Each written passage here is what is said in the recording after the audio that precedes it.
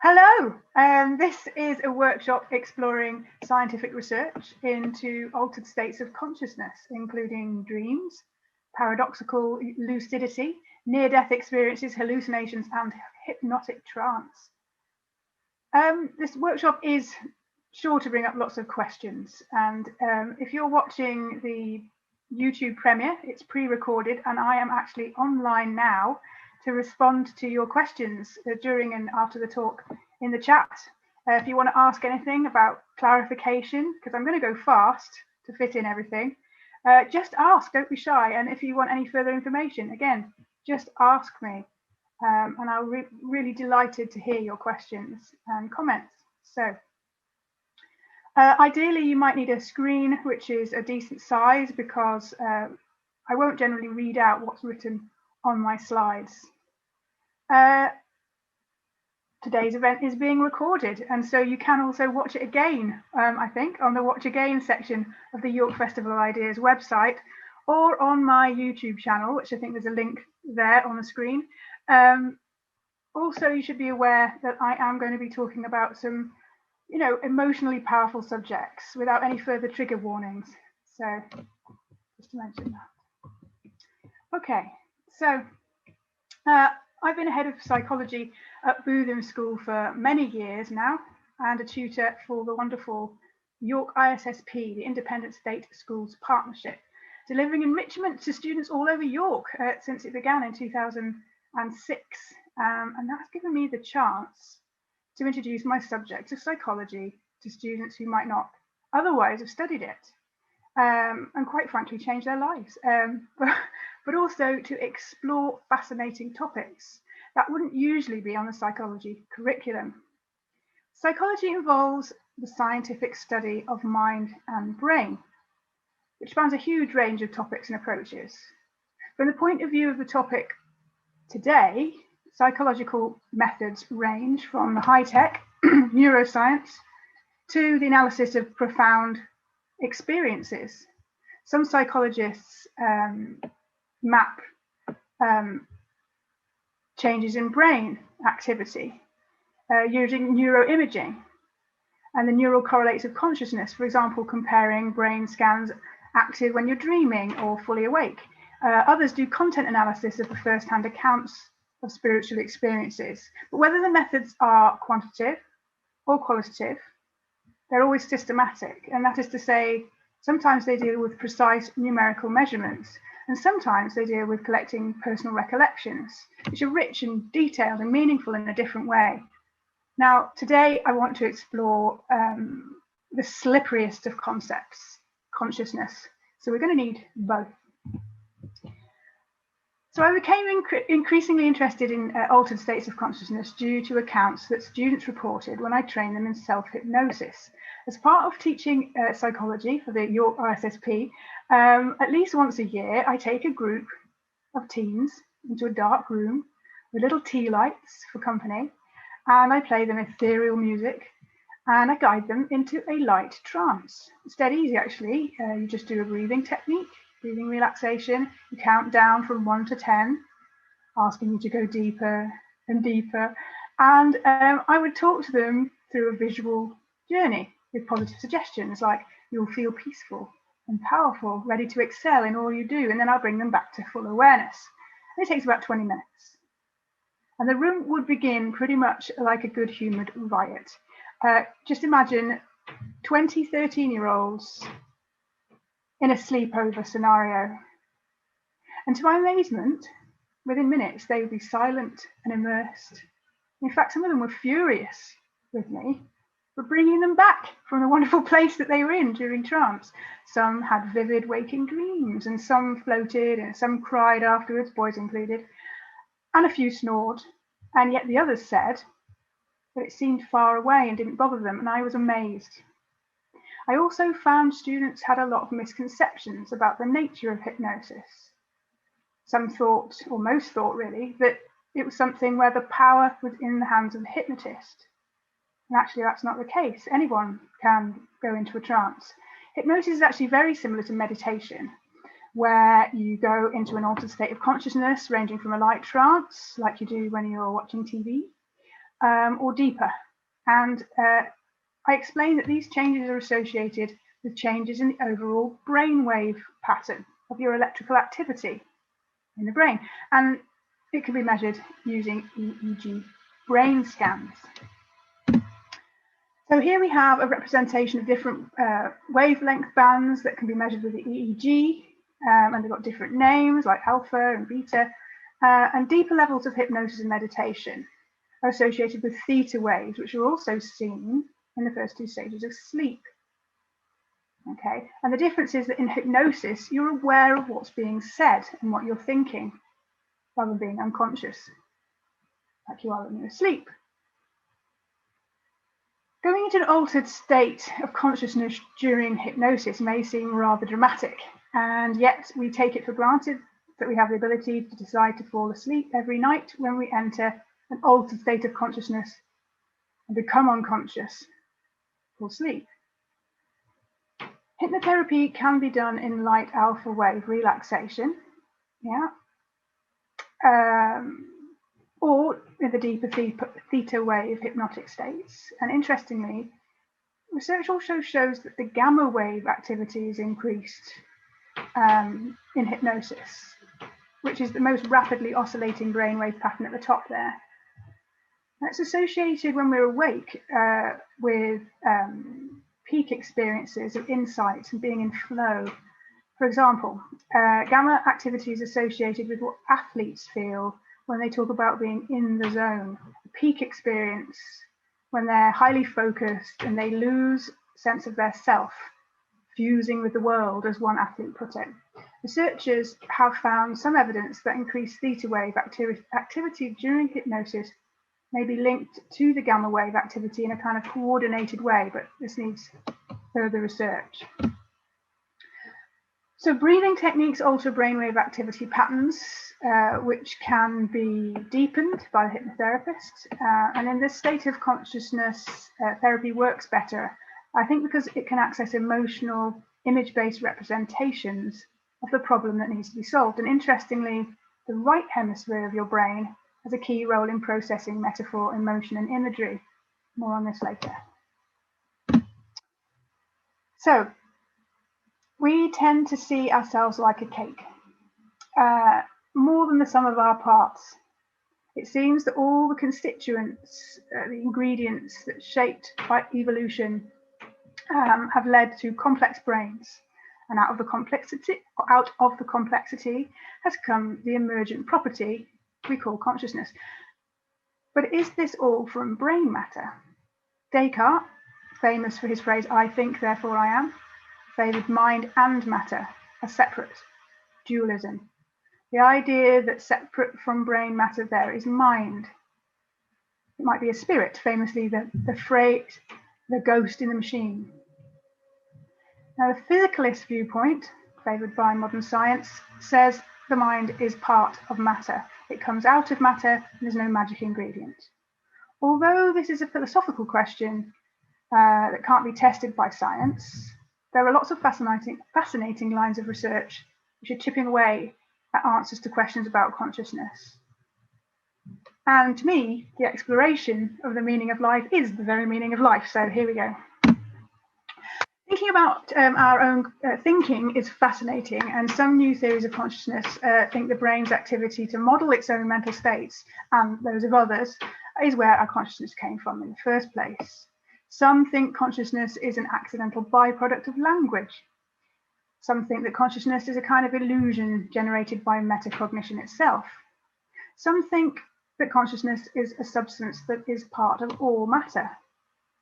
Some think the brain filters out the real nature of reality. It's all rather tricky. So anyway, let's see what empirical scientific study can tell us. So your nerve signals throughout the body's peripheral nervous system, bring sensory information to the central nervous system, and send coordinated motor responses signals back. But the connections between the brain cells are about 125 trillion, about the same number of stars as in the Milky Way. The connections are actually gaps called synapses, which communicate by chemical diffusion rather than electrical impulses.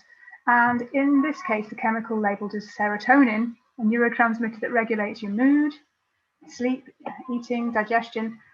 Altered serotonin function can produce profoundly altered states of consciousness that we'll see later. Increasing serotonin also suppresses REM dream sleep. And in fact, depressed people who have less serotonin activity dream up to 3 times more than neurotypicals, though they're no more likely to remember than the average person. That varies from person to person. Is this because dreams help them deal with negative emotions? Just to be aware that it's really quite complicated, and there are different nerve pathways with different shaped neurotransmitters, and this allows them to have all sorts of different jobs, and I'm not going to go into all of that now. Simply put, a neural electrical signal arrives at the synaptic gap, the neurotransmitter travels across, binds to receptors on the other side of the gap, and that triggers the onward signal, except, as I say, it's much more complicated than that. You consider that these gaps are on a nanoscopic scale, millionths of a millimeter. It is literally awesome that we can model molecular mechanisms at this scale at all, and no surprise that it's difficult to get a complete picture of how it all works together. But we'll have a go. This is called a brainbow, and it maps the connectome of pathways through the human brain. The brain is essentially a lump of meat, a tissue with blood supply, and it's really the connections between the regions with different processing specialisms that make it work. And how does it integrate all of its processing output together into a conscious whole, or gestalt? There are at least 8 senses: touch and sight and all of those, and the kinesthetic sense as well. It's the sense of your presence of your body in space, not just your balance or proprioception, but your sense of embodiment. And this sense is important because if you're going to move your arm, you need to know where the starting position is. And we also have this embodiment of sense of interoception, internal states like hunger, heart rate, blood flow, which for some of us are far less prominent in our awareness than others, especially when we're not focused on them. Anyway, all of these things are qualia, the sensations we're consciously aware of. But what fascinates me is how much complex processing goes on that we are not aware of. So we take a lot for granted. It's easy to underestimate quite how much processing we're unconscious of. So take blind sight as an insight into this. In the rare cases of blind sight, blind people have what seems to them like psychic abilities.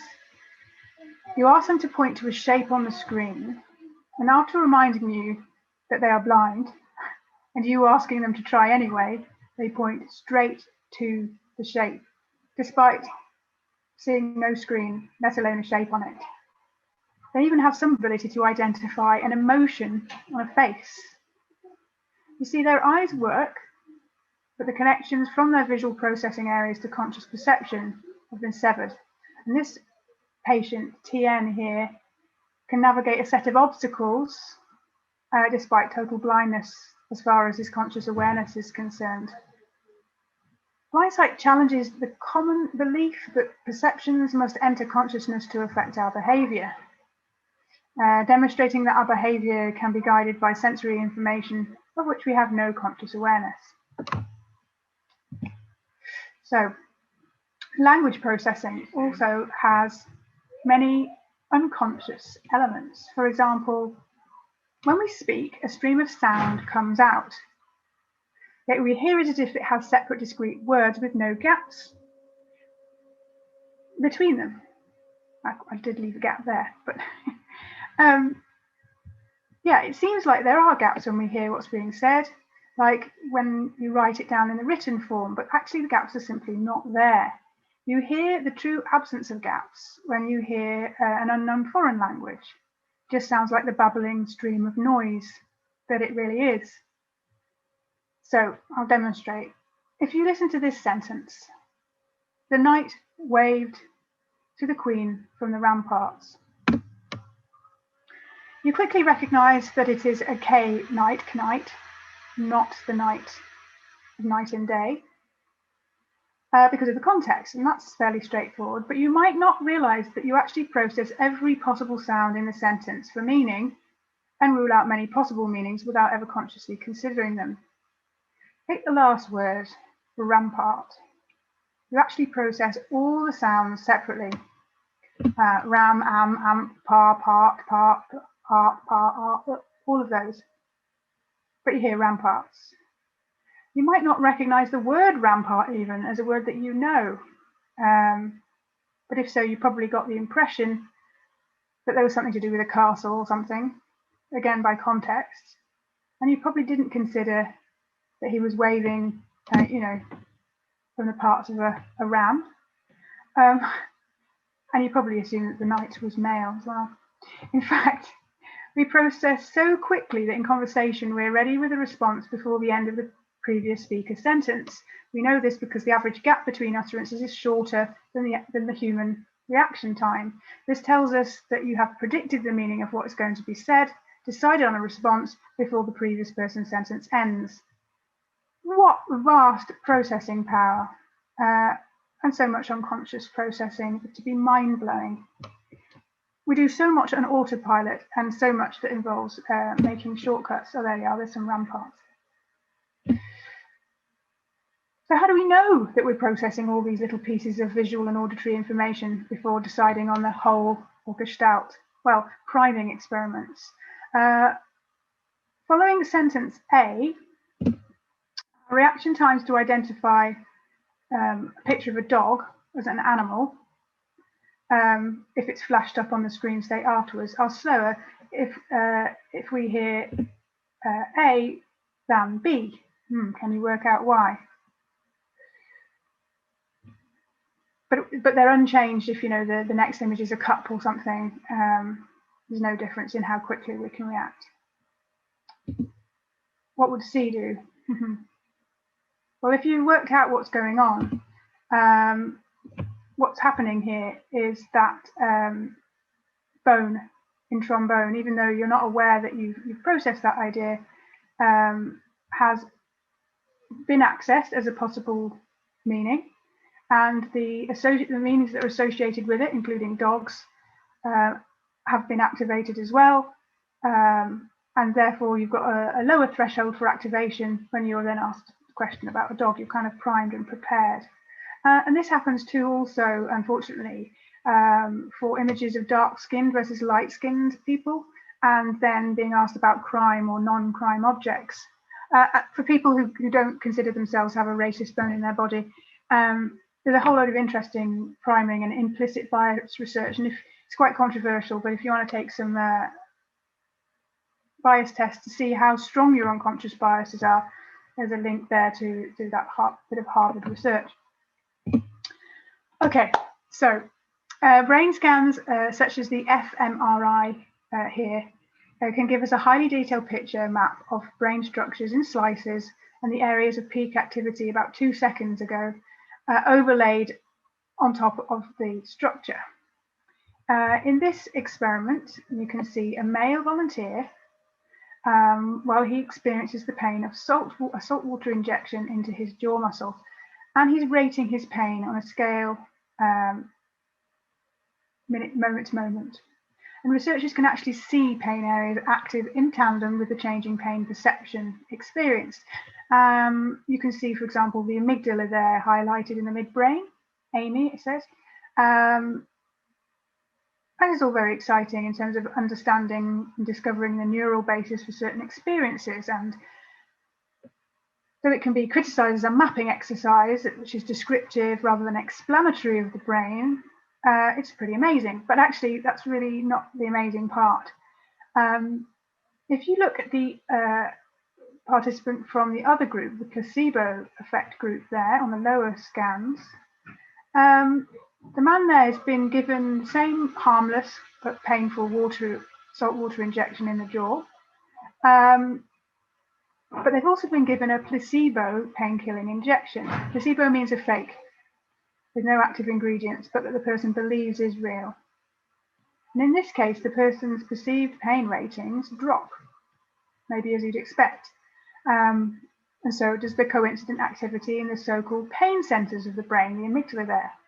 But what is really fascinating is that you can see the mu opioid receptors active. These receive opiate drugs such as morphine and heroin and your own endorphins. So it seems, in response to believing that you've had a painkiller, you go ahead and make your own pain blocker. In this case, belief can alter reality for us, in that reality is our experience. And you can see the neural correlates of our experience. We can infer then that the parts of the brain that play a key role in processing certain thoughts and behavior. Really cool. Parkinson's patients simply cannot make enough of the neurochemical dopamine, which affects their ability to make voluntary movements. And they start with tremor and end up paralyzed. And in this study, both patients are given a placebo, okay, which they would expect to improve their movement. And for one patient, you can see the improvement in arm rigidity and the change in the brain cell firing rate that mirrors it, plus their subjective statement of relief, and they will match. Whereas the other patient, the placebo, same placebo, doesn't work, as it really shouldn't actually, should have no effect, and it doesn't. So, interestingly, 30% of humans are highly susceptible to placebo at a genetic level. Placebo is a fascinating topic, and we could spend the whole session on it, but no time. Suffice it to say, the more invasive the placebo, the more effective it is. And so I'd urge you to watch the clip there about, if you Google placebo knee surgery BBC, absolutely brilliant.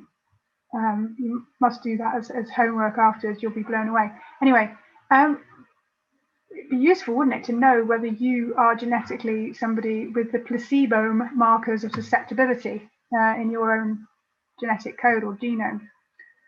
And also make the point that this highlights the need to use double-blind controlled placebo trials to compare against new medicinal drugs, or indeed in any scientific situation, if possible.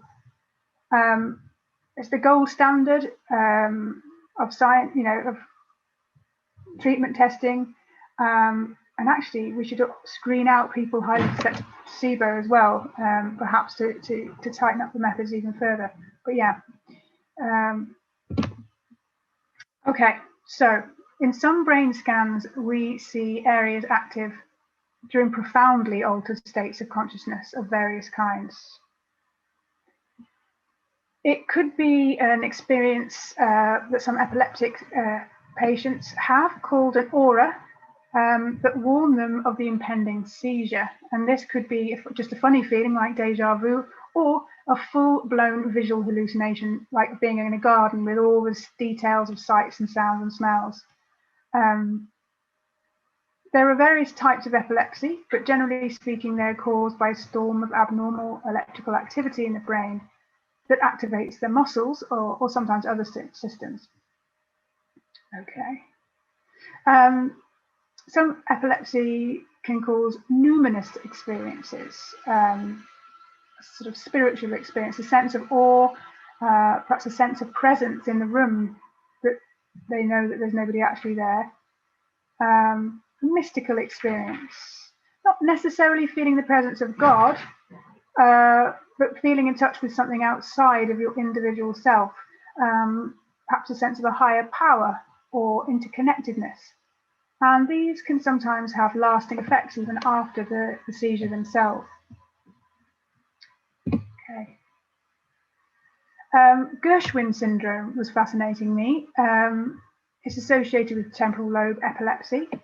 And it involves hypergraphia, that's the sort of uncontrollable urge to write or maybe paint or draw. Hyper-religiosity, particularly in opposition to one's upbringing. You're not raised religious in a religious family, you might show religious mania, or if you were brought up in a religious household, you might become an outspoken atheist, but of course to an exaggerated degree in whichever case. It also has a pattern of abnormal sexuality, usually reduced interest. And it seems to always come with intense emotion in the mental states, sometimes with self-inflicted harm. The seizures associated with temporal lobe epilepsy are not the kind of classic muscle-shaking epilepsy, but often referred to as dreamy states in which reality is heightened or diminished. Unfamiliar surroundings may seem familiar, déjà vu, or familiar places might seem unidentifiable, jamais vu. Consciousness is seldom lost. The electrical activity in the temporal lobe can produce hallucinations, which sometimes mean that temporal lobe epilepsy is misdiagnosed as schizophrenia. Now, this sounds quite a lot, you might have noticed, like some of the experiences of saints, such as Joan of Arc, whose religious experiences and conviction can have a profound effect on others. Accounts such as this are described as like this: he had always experienced a moment or two when his whole heart and mind and body seemed to wake to a vigor and light, and he became filled with joy and hope, and all his anxieties seemed to be swept away forever.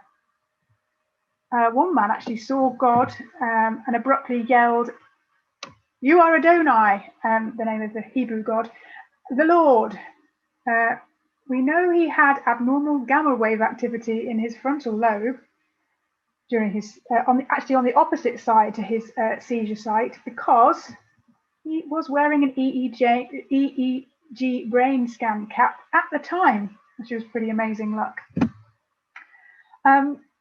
This feeling of sensed presence is rather common, and not just in temporal lobe epilepsy. For example, more than half of patients who suffer a head injury without loss of consciousness go on to experience a sense presence during the subsequent year. And curiously, the presence is perceived to be a person of the opposite sex on more than 90% of occasions. Fascinatingly, a researcher, Persinger, has also induced a sense of presence. Yeah, so we've seen it from the inside out in brain scans, but he was actually able to do it from the outside in, using magnetic fields with neurotypical patients, or participants rather, applied over the right temporoparietal region, and using a double-blind procedure, or the all-important double-blind procedure. Wow, amazing. Okay, so there are many strange experiences and phenomena that occur for neurotypical people. Typical people also who have been intoxicated in one way or another, and also atypical brains. Okay, so for a start, if you give the brain or the mind a blank canvas like the Arctic whiteout, or put them in a sensory deprivation tank in the dark, brains tend to generate their own images and sounds. They kind of begin to hallucinate. We use our memories to generate what we think we recognize as well in everyday life, and see things that aren't there, like faces in tree trunks. Yeah? You may also be able to see a godlike image in the dog's bottom hair there. I don't know whether you spotted that. Okay, to see how this works, if you can recognize Obama in that very pixelated image, and now screw your eyes up so that you're actually letting in less detail, you'll find that extra fine details from your memory emerge and project onto the image. You actually see more information than is there.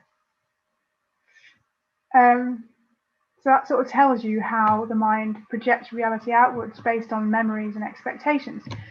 Interestingly, if we hear subsonic sounds, that's the rumblings of sound waves that are lower than the human hearing range, they're inaudible, but they increase the frequency with which people perceive flashes in their peripheral vision. Old buildings tend to make more subsonic sounds than new ones, and this may, I guess, explain why we're more likely to glimpse a ghost by, again, this method of projecting information onto shapes in the environment, perhaps out of the corner of our eye, in a lot more detail than is actually there. And what we see, of course, is affected by emotions. If you're feeling a bit spooky or threatened, shapes what you might see. I'm not saying this explains all paranormal experiences, but I am saying that our brains look for patterns and we're vigilant for human forms and faces. In fact, I've recently got involved in a hilarious Facebook group called Stuff with Faces. And since I've become part of that, I spot faces in everyday objects just even more than I ever did before, because I'm, focused and attuned to it. Anyway, in this sleep graph, we're comparing normal, the black line, and intoxicated somebody intoxicated with alcohol. And you can see in the black typical line, stages 1 and 2 are characterized by theta brain waves, stage 3 with the slow delta waves as normal. And you can see that alcohol inhibits REM sleep, the rapid eye movements sleep stage, which we do most of our dreaming, such that dreaming occurs later in the night. And you can see that there is a rebound effect where the dreaming is concentrated to later on in the night to make up for what's lost. In severe alcoholism, REM sleep is actually suppressed entirely, and then during withdrawal states, when the alcohol leaves the system, you stop drinking, full-blown visual hallucinations occur, and the severest form is called the delirium tremens, and it's actually fatal if not treated, can be. So this would suggest that REM dreaming and hallucinating while awake have something in common. It seems as though dreaming breaks through into waking life in this case the first chance it gets, and so clearly it's a vital part of our existence. In fact, people who genetically can't dream, it's fatal. REM dream sleep looks actually more like an awake brain. That's interesting in itself. Maybe more on that later. Now, up to 1/3 of normal individuals experience visual hallucinations prior to falling asleep or immediately following waking up. And these are called hypnagogic and hypnopompic hallucinations or dreams. And they can last a few seconds or minutes. They might be simple spots and lights. Geometric patterns is usually what they are. They can be complex images like faces or bizarre humans and faces and animals and objects and scenery. They happen more often if you've been playing a computer game, actually, like Tetris, and then they're called screen dreams. And some people get hypnopompic dreams as well, where the normal sleep paralysis that prevents you acting out your dreams remains switched on as you're waking up, and that can lead to sort of frightening experiences, like somebody sitting on your chest, as in this famous painting called The Nightmare. You can see there. If you've ever had a hypnagogic dream or syncope, that's a fainting dream, Unlike REM classic type dreams that include people and places and storylines, albeit often bizarre, these hypnagogic states tend to be based around repeating patterns. Okay, and we see such patterns actually also depicted, interestingly, in art and carpets, and fractal patterns generated by computers running chaotic mathematical algorithms. So, I wanted to share with you this fascinating piece of research that suggests that we have a reality checking process. And we found significant differences in brains of people who suffer from auditory hallucinations and those who are psychic compared with neurotypicals, you might say. And in this experiment, the researchers trained people in hearing a tone at the same time as a visual image, and then asked people to press if they heard the tone. It's conditioning where the association causes a hallucination, basically, of the tone at the same time as the image. Now, sometimes they turned the tone right off, and they found that the schizophrenic persons and the self-described psychics were nearly 5 times more likely to say they heard the non-existent tone than healthy controls. And they were also about 28% more confident that they had heard the tone when none was there. So, in order to keep reality separate from our dream life and other experiences, we have dream amnesia. And we mostly don't remember our dreams. Though we dream several times every night, we often don't recall anything at all. But it occurs to me that we're very good at not mixing up memories from our dreams with waking memories. I'm quite fascinated about how we might achieve that. Might be something to do with this reality checker. Now, Louis Wain, a cat artist, famous, popular in the Victorian era for personifying cats in these anthropomorphic human-like scenarios, developed schizophrenia. And you can see his cats seem to take on a look that reminds me rather of these hypnagogic patterns and also fractals, though it was long before fractal patterns had been generated yet. They got more and more patternated, presumably mirroring his brain chemistry in schizophrenia. Now, seeing multiple tiny identical structures unrolling and rolling and flickering and forming, like the hypnagogic ones, is common in migraine auras. Occasionally, these are elaborated into skulls and faces and things like that, but they're a lot like hypnagogic dreams, right? They can be seen more vividly with eyes closed and faintly and transparently with the eyes open. Tiny branching lines, lattices, cobwebs, checkerboards, even pine cones, sea urchins. Now, Kluver, in the 20th century, identified these hallucinatory form constants and called it geometrization. And thought it was built into the brain mind. The visions of hallucinogenic chemicals, such as magic mushrooms, often include such patterns overlaid onto wallpaper or the natural world. And so we see it in migraine, sensory deprivation, fever, delirium, hypnagogic states, Islamic art, Australian Aboriginal art, in fact, every culture, perhaps prehistoric cave art as well. Now, it was thought that they were generated by the visual cortex of the brain when stimulated by hallucinogens or by things like strobe lighting. But actually, it seems that they are generated all the time by the brain, but filtered out, and it's only when they escape the filter that we see them. Interestingly, it seems that a particular type of brainwave pattern allows us to filter them out and allows us, therefore, to get on with the Gestalt imagery where we perceive holes within, the whole picture within our experience. So it may be the parts of the brain that give us these whole gestalts, like chairs and faces and landscapes, that then actually give us these turn hypnagogic states into things like skulls and faces, or the cats in Louis Wain's paintings. As another overlay on an overlayer. Anyway, drug-induced hallucinations such as these are overlaid on veridical sensory experiences.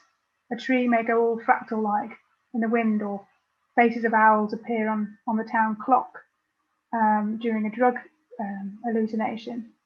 But this is a real verifiable object present too at the same time. So these types of hallucinations, we can reality check. We know that they are an addition. And they're more like illusions, really, rather than full-blown alternative realities. But there are some states, such as near-death experiences and hallucinogenic experiences, such as DMT and ketamine, that start with these type of overlaid patterns and then go on to break through and into an entirely different reality, more like an REM dream, but with some differences. So, LSD, a lysergic acid, is a long-lasting psychoactive drug that distorts perceptions and sensations. It's extremely potent in tiny quantities and can cause profound distortions in the user's perception of reality. It lasts about 12 hours, originally synthesized from the ergot fungus on rye grains, and it acts primarily on serotonin receptors. Psilocybin, a psychedelic drug produced by hundreds of different species of magic mushroom, with an effect very similar to LSD, shorter lived, and requiring much higher doses, also acts on serotonin receptors. Now, interestingly, in 2021, this year, a trial found that 2 doses of psilocybin-assisted therapy are at least as effective at reducing depression as a 6-week course of antidepressants. There's amazing potential for use with the terminally ill as well, and reducing the fear of death.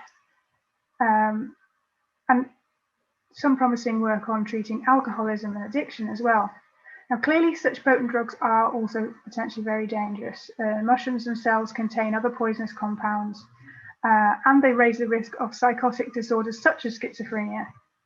And they can occasionally cause permanent hallucinogen persisting perception disorder, which would be no fun to have to deal with, hallucinating while you're trying to do your everyday life and work. Ayahuasca is a hallucinogenic decoction used in traditional medicine in several Amazonian regions, and the ritualistic use of ayahuasca has spread throughout many countries. By combining 2 rainforest plants, the active ingredient DMT can act on your nervous system, again at serotonin receptors. DMT alone can be smoked, vaporized, injected, and snorted, and lasts about 20 minutes, whereas the ayahuasca can last for hours. But they are the same compound effectively.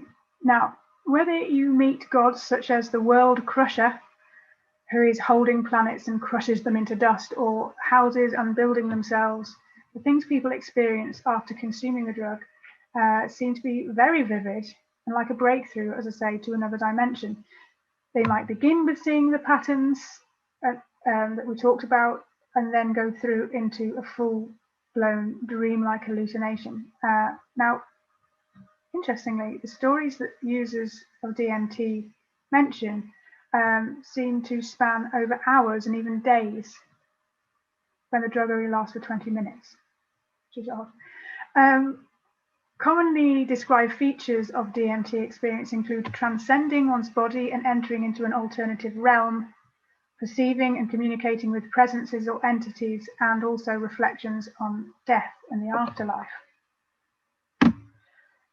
Now, recently, researchers have been able to use experiments with drugs such as LSD, magic mushroom psilocybin, ayahuasca, DMT, and get some helpful insights into consciousness. Paolo Vicini in 2021, again this year, observed that under the influence of DMT, How much blocking of the alpha rhythm was seen in the brain scans was paralleled by the intensity of the effects that people reported. When awake, with your eyes closed, your occipital lobe alpha waves are strongest in the EEG brain signals, and they, it seems, are what stops us from seeing the repeating patterns that firing nerves cause in those hypnagogic states, the geometric effects. So we can perceive normally, but DMT significantly decreases those oscillations while simultaneously increasing delta and gamma oscillations. And the gamma, remember, were associated with peak experiences, and delta with deep dreamless sleep. So indeed, if gamma power increases, and this is correlated with subjective reports of some of the mystical type experiences that people experience. Okay, so Griffiths in 2019 made a huge survey of naturally occurring psychedelic drug occasioned experiences, interpreted as encounters with God, from those who were having non-drug experiences, for example, near-death experiences, and those who had drug experiences. Over 4,000 people took part. The non-drug group was most likely to choose God as the best descriptor of what they'd encountered, whilst the psychedelic group were most likely to choose ultimate reality. And although there were some other differences between the groups studied, the similarities were actually the most striking part. Most participants reported vivid memories of the encountered experience, frequently communicating with a conscious, benevolent, intelligent, sacred, internal, and all-knowing being. And this is both groups, the non-drug and the drug group. Interestingly, more than 2/3 of those who identified as atheists before the experience no longer identified as atheists afterwards. Atheist is where you don't believe in a God outside of ourselves. These experiences were rated as the most personally meaningful and spiritually significant lifetime experiences, among the most for them that they'd ever had. And also, they were associated with moderate to strong, persisting, positive changes in life satisfaction, in a sense of purpose in life, and meaningfulness. So I would also say that, furthermore, the reported vividness in the non-drug and drug users describe the states as realer than real.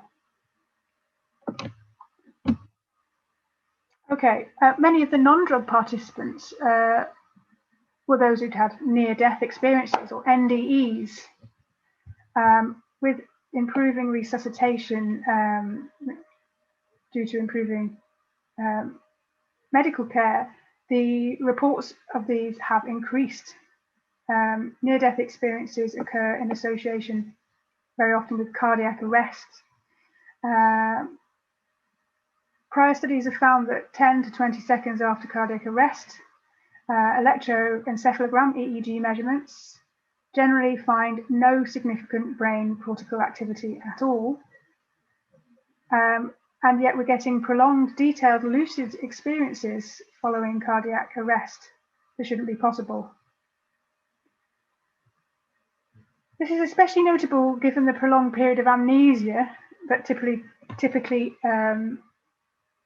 happens following recovery from cardiac arrest, or indeed any unconsciousness caused by trauma generally. Of the 1,000 NDEs surveyed here in this piece of research I've looked at, again, 3/4 indicated they had more consciousness and alertness than normal. So accounts suggest mental experiences during cardiac arrest range from terrifying to blissful, and the most common elements are fear, but also seeing animals, plants, bright light, violence and persecution, deja vu, seeing family, and recalling the events post cardiac arrest. In other words, remembering what was happening and by looking down on themselves and or seeing themselves being resuscitated. Peaceful is the most common word used, and second to peaceful, light in all of these accounts when looked at.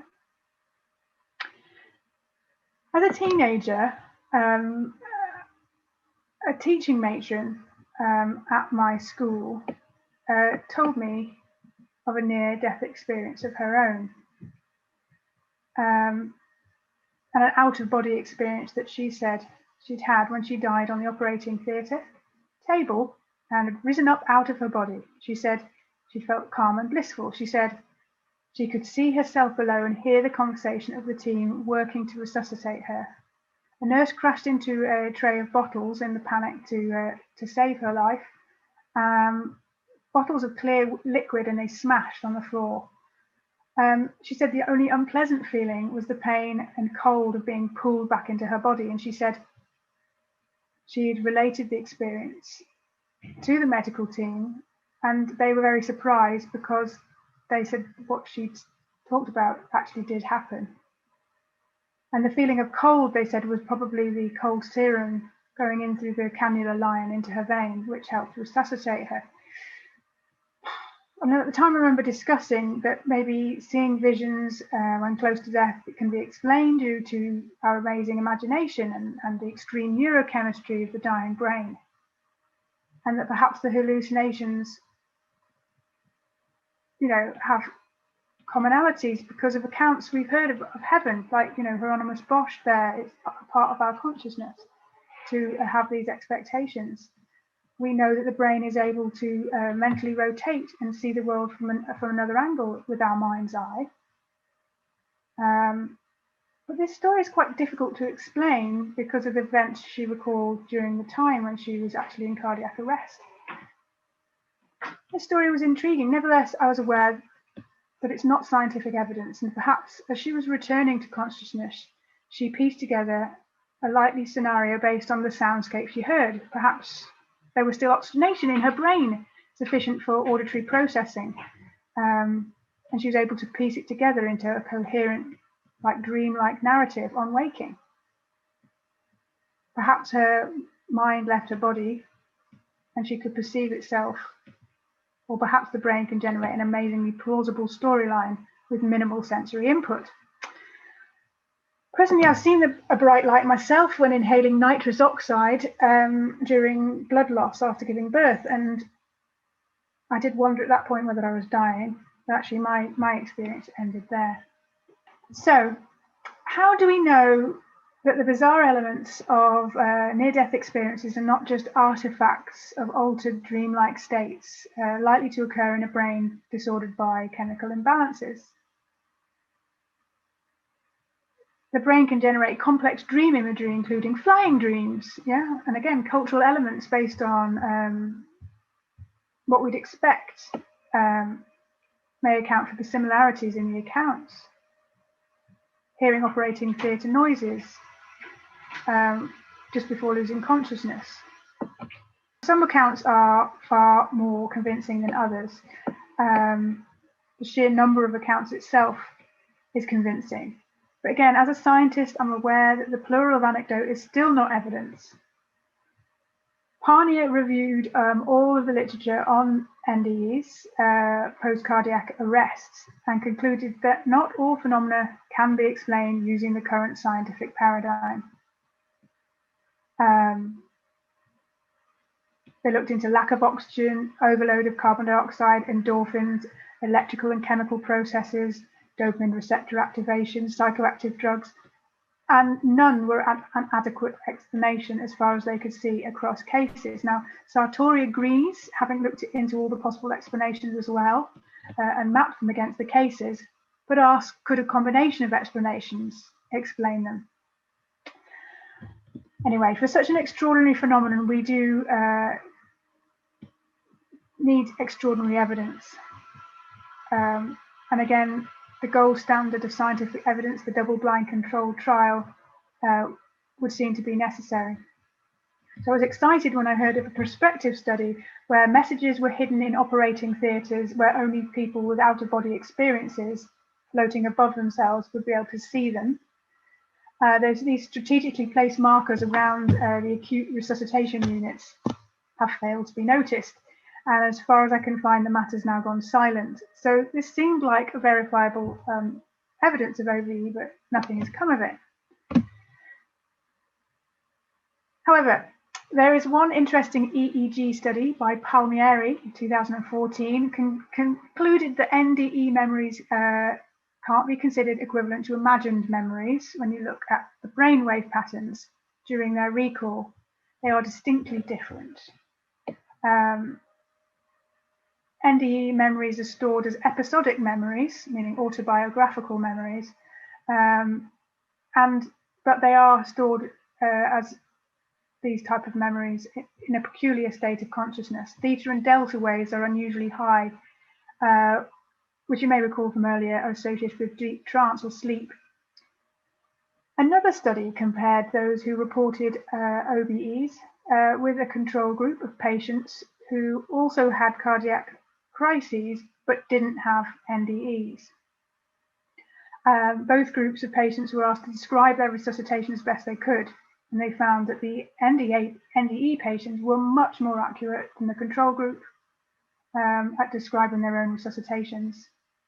Another difference is that in dreams or hallucinations, when familiar persons are present, they are much more likely to be living and from recent memory.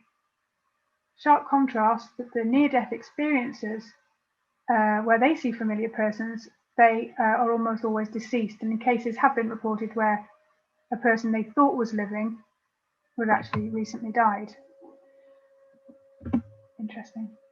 Okay, in trying to understand, last year Marshall published a 3D model comparing different altered states, and I feel like we're on the cusp of some fascinating research here. I tried to make sense of this for myself. Marshall explains that consciousness is a multifaceted concept. It has three major dimensions: wakefulness, and then internal awareness and external awareness, which Marshall calls connectedness. Okay. Wakefulness is when you look aware, or you look awake. There are people who, after brain damage, have unresponsive wakefulness syndrome, and they can open their eyes, but they can't respond to commands. They're lacking connectedness or external awareness. Other patients have locked-in syndrome, and they have internal external awareness, but they can't respond because they're paralyzed. So yeah.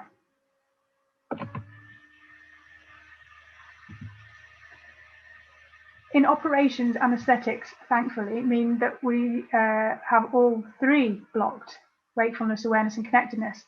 But weirdly, there's such a thing as the isolated forearm technique, which has provided evidence of connected consciousness during general anesthetic. The forearm has a tourniquet placed on it so that the anesthetic doesn't reach the muscles below the tourniquet. And in this setup, the patient can actually respond to verbal commands with the isolated forearm because it remains unparalyzed. They cannot recall this event on wakening, which begs the question as to whether we have internal awareness during operations, but full amnesia when waking. The presence of internal awareness while being disconnected from the environment happens during dreams, rapid eye movement, REM. But in this case, we would be woken by the pain of an operation, and we sometimes can recall our dreams, unlike in anesthesia. But yeah, big questions there about whether we have internal awareness during general anesthetic. We just can't remember. In this brain scan here, you can see a man who'd been unable to move for 7 years after a car accident, and he couldn't respond to commands, so he appeared to be lacking in external consciousness or connectedness. He couldn't even flicker his eyes. But when they used a brain scanner, he could verify that he was in fact both internally and externally aware. They trained him to imagine playing tennis in order to indicate yes to a question, and imagine walking from room to room in his house to activate the navigational areas of the brain in order to say no. And thereafter he was able to communicate. But yeah, sadly, people in this state in the past were often considered in a vegetative state or a minimally conscious state, and they may well have been able to hear their family members deciding whether to turn off their machines that were keeping them awake, keeping them alive. Now, if you've ever become unaware that you were dreaming while you were dreaming, and you may even have taken control of your dreams, then you were lucid dreaming, which seems to me similar in a way to our ability to reflect on our own thinking while we're awake. And normally when we're dreaming, we don't question even the bizarre elements that make no sense in our dreams. Perhaps the reality checker element of our waking life is not functioning. And perhaps that's seated in the left hemisphere, and you'll see why I mention that in a moment. Very briefly mention ketamine, which is a horse tranquilizer and an anesthetic, which is a drug that compares to DMT in terms of breaking through into an alternate reality when it's taken, and when analysed is the most similar in the descriptions compared with near-death experiences. DMT and the other hallucinogens are also similar, but ketamine is the most similar. However, unlike DMT, it has problems of addictiveness and a dependency, and also some horrible other elements like bladder damage. So DMT, if we take that, in certain drug states and during NDEs, people have internal awareness and can be reflective, okay? But in this case, they are lacking the wakefulness and the connectedness. Clearly more research is needed, and this is a really exciting time. Before we finish, I want to add two more fascinating elements. First of all, the concept of how the two hemispheres contribute to our consciousness, and finally, a mystery that leaves me mystified. So, I want to talk about the contents of a hugely popular TED Talk by Jill Bolte Taylor. If you haven't discovered TED Talks, you're in for a treat. They're on every possible conceivable topic that you might find interesting. Anyway, Jill, a brain scientist, herself had a brain bleed in her left hemisphere. The left half of your brain has specialized areas for complex speech, and it's responsible for your inner voice. It has what's called the left hemisphere narrator. And these are functions that the right hemisphere doesn't have. In her words, on the morning of the hemorrhage, I could not talk, read, write, or recall any of my life's memories. Jill describes having the most amazing and insightful experience. She felt a sense of peacefulness, euphoria, meaning extreme happiness, and it was beautiful. She says, she talks about how she managed to ring the emergency services, and how she coped. She had a paralyzed right arm and she couldn't read numbers and she couldn't understand the language of the people speaking to her on the phone. It's hilarious. You must watch it. Anyway, she then goes on how she went back in and out and back into these numinous experiences she was having. I could not identify the position of my body in space. I felt enormous and expansive, like a genie liberated from her bottle. And my spirit soared free like a great whale gliding through the silent seas of euphoria, nirvana, heaven. She was left with this strong belief that I am an energy being connected to the energy of all around me through the consciousness of my right hemisphere. We are all energy beings connected to one another through the consciousness of our right hemisphere. Now, the similarities to drug-induced out-of-body experiences, near-death experiences, is striking. The difference is that with Jill, the consciousness of the right hemisphere is implicated. Now, Jill points out that there are two hemispheres which have a different way of processing information. Okay, the right hemisphere thinks in pictures. It learns kinesthetically through the movement of our bodies, And unlike the systematic focus of the left hemisphere, with its style of processing which relates to incoming information, past experiences, planning for the future, the right hemisphere is in the present moment. It's hyper aware of what the present feels like and smells like. In a fully functioning brain, the two hemispheres communicate with each other and give us this gestalt or overview of what we're experiencing in any given moment. And we can reflect on that with our inner voice.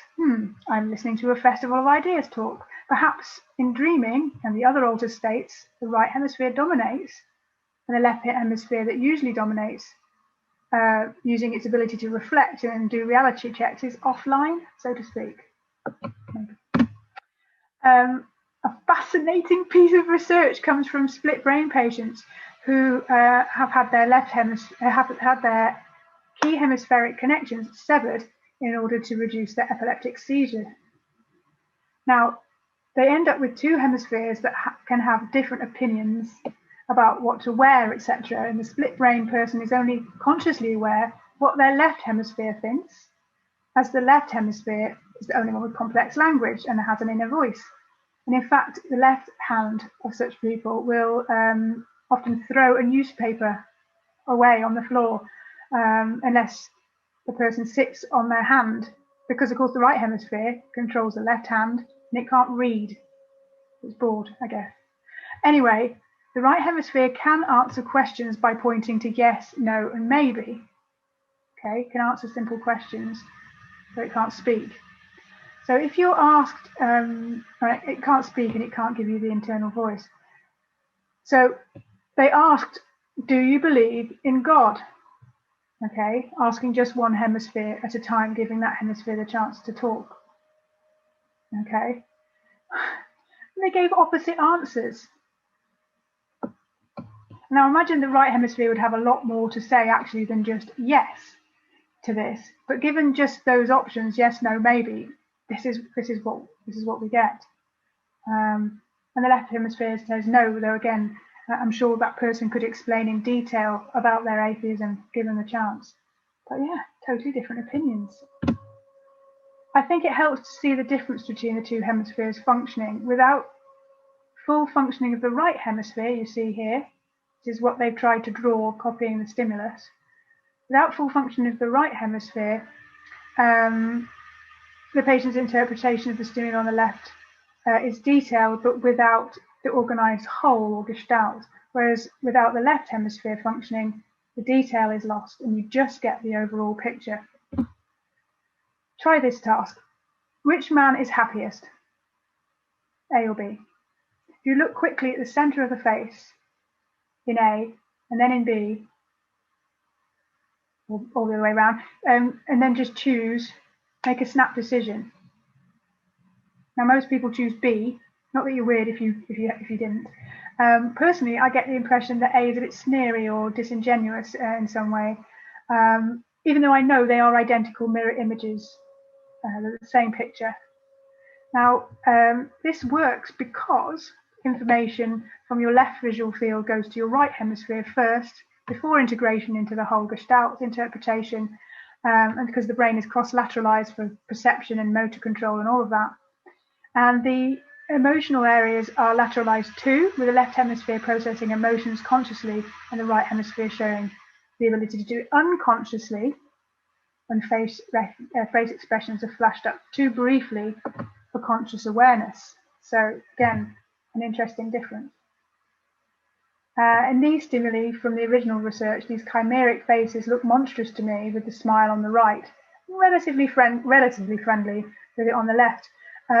This seems almost to be because we're more adept at showing emotion on one side of our faces, using muscle control coming from the right hemisphere.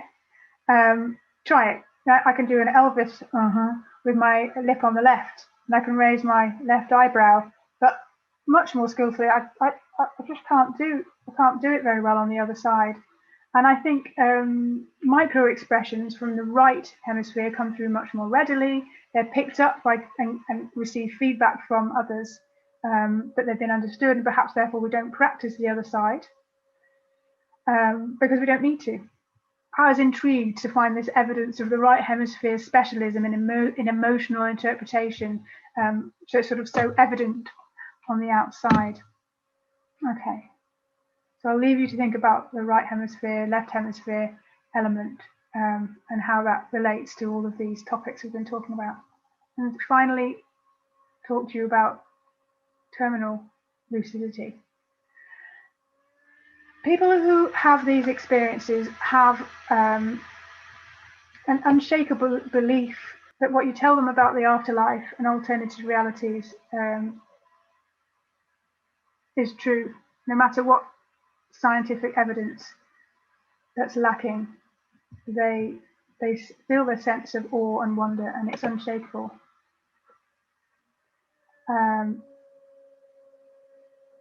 Terminal lucidity. Actually, can we just start this slide again? Okay. Terminal lucidity is an unexpected return of mental clarity and memory, or suddenly regained consciousness that occurs in the time shortly before death in patients suffering from severe psychiatric or neurological disorders. The classic would be a relative who has been lost really for many months or even years due to degenerative brain diseases like Alzheimer's. They're neither able to recognize even their closest family members anymore, nor even utter a single word, and then suddenly return to themselves, talking for hours with full coherence, back to them, sort of their best selves, cracking jokes. This is remarkable in itself. But when you consider the brain damage associated with such disorders, the missing brain tissue and the dead cells, it is difficult to imagine how on earth these mental faculties could return. Physicalism suggests that the brain is what gives you your information processing abilities and your memories and your personality, which is why we lose them when the brain degenerates, right? It's straightforward. And then that such a person could possibly return to normal doesn't make any sense. Materialism, also called physicalism in philosophy, is the view that all facts, including facts about the mind, are causally dependent upon physical processes. In the case of Alzheimer's amnesia, there's widespread damage and a lack of connectivity in vast areas of the brain, and the brain activity is simply not there. You see the bright red and yellow are the most active areas, and the blue ones show inactivity here. And for this reason, it's called paradoxical lucidity, as it's contradicted by the evidence. The essence of the person seems to be separate, doesn't it, therefore, and separable, much more a dualist perspective. Though we must not jump to conclusions about spirits and souls without examining the evidence a little bit more closely, and that's what I try to do. I've also heard about out-of-body experiences where supposedly brain-dead people report conversations in the operating theatre, yeah? And in the instances of terminal lucidity, it's interesting that people often talk to people who aren't there as well, close to death. So I looked up the most up-to-date research I could find on the phenomenon. Dr. Elderdahl, again this year, refers to paradoxical lucidity in saying, I think it's safe to say that the phenomenon exists. And more than we expect. Based on a scientific review in 2009, cognitive lucidity has been established as worthy of scientific study, and some fascinating research is underway. Most excitingly, Parnia's research aims to capture end-of-life cognitive lucidity with EEG and video recordings. So watch this space. As I say, terminally ill patients often talk to people who aren't there before their death, which relates perhaps to the cardiac arrest survivors' lucid reports of seeing deceased relatives in their NDEs and ODEs. Perhaps the most important thing, though, is that more and more medical professionals are starting to recognise that these experiences are not to be dismissed, and particularly to recognise the therapeutic role in helping those close to death, or those who've been close to death, and their friends and families deal with the challenging times. A challenging time, I guess, we will all face. So the best I can do right now is to give you a virtual hug. I like this muddy carrot because carrots here, they represent the mutual acceptance of self and others in this messy existence.